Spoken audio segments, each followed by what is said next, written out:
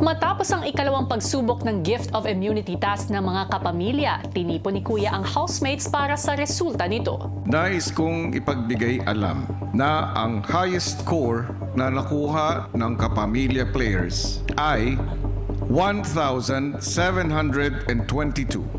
At sa inyong apat, ang nakakuha nito ay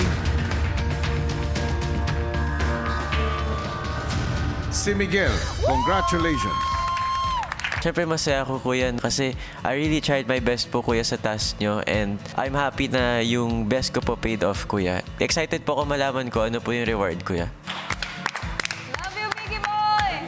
Ang susunod naman na mag-a-advance sa next challenge ay ikaw, Lela, with a score of 1,525. Sobrang saya ko po. Gusto ko pa po talaga kasi kuya magpatuloy para makuha po yung immunity, kuya, yung spot na yan.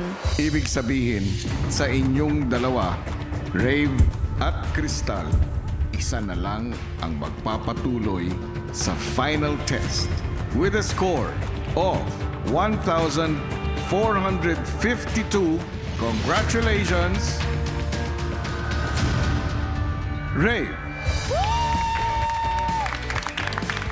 Siyempre po, Kuya, nagkaroon po ako ng feeling na, wow, pwede pa akong bumawi. Babawi talaga ako sa susunod na task. Ibig sabihin, Crystal, hindi ka na magpapatuloy sa final test.